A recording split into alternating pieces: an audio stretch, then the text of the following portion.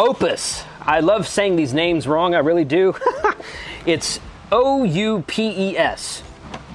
OUPES, OUPES, OUPES, I don't know. This is a battery power station solar generator that was sent to me by the company who makes it, and they wanted me to do a test and evaluation of it, so we're gonna check this out right now. All right, so this is a small and fairly lightweight system. It's got this nice carry handle on the top of it. You can see right here.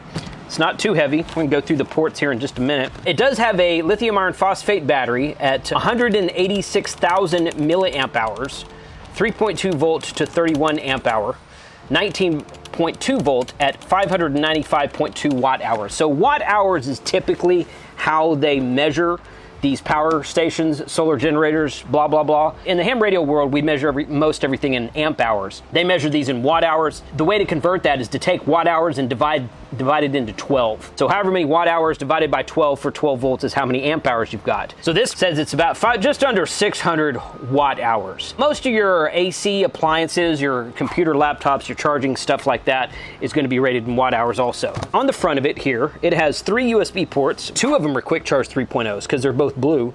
And then one of them is a PD 80 watt, power distribution 80 watt USB-C charger. That's kind of cool. They've got 2 of these barrel connectors that are kind of standard across certain things. You turn that on by holding that down.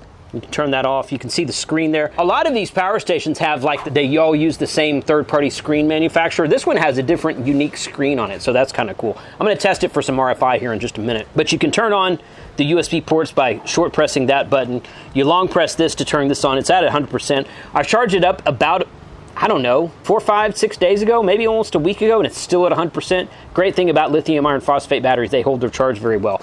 Cigarette lighter adapter right there, of course, 2 AC plugs, and then the power adapter.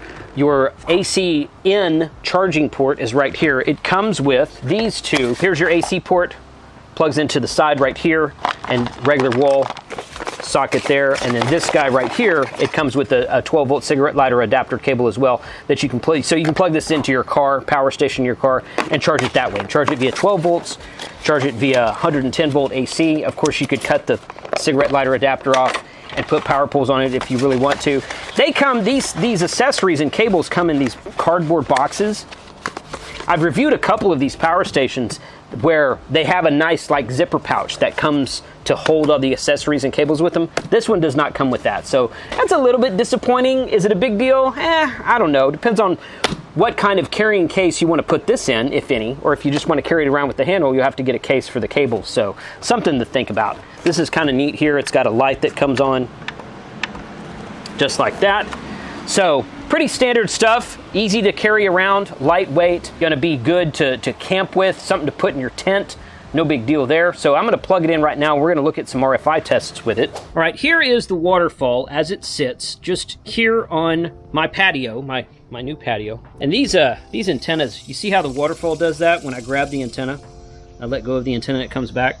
I think this is made to be grounded. This antenna doesn't have a ground, so we're not going to touch it right now.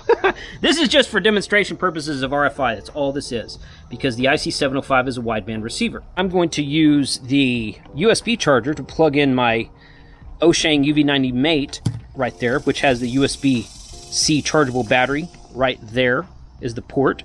You can buy these at bettersaferadio.com. They have those for sale for all the UV9X models. And I'm going to use my, I've got my Yaesu FT5 here that I'm going to plug into the AC power. So we're at 100%, and now we've got AC marks right here. So when I turned that on, these 2 other things lit up at the top and the bottom of the screen. 99 hours, current watts, and it says AC right there. So I'm going to plug this in. Oh, it says now charging on the screen. Okay, there it goes.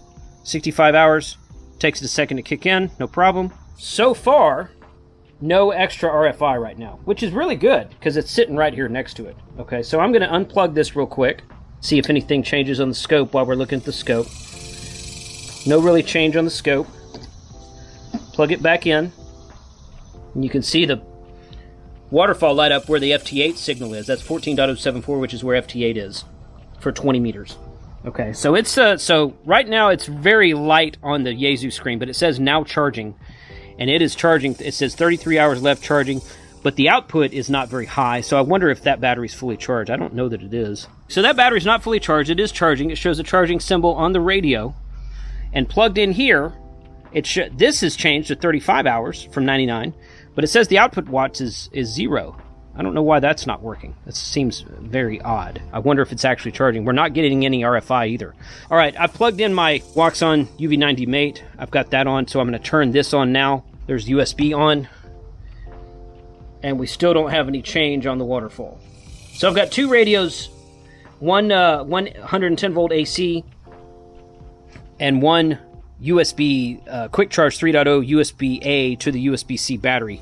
All charging right now on the... Oh, there it goes right there. Okay, 9 output watts. Wow.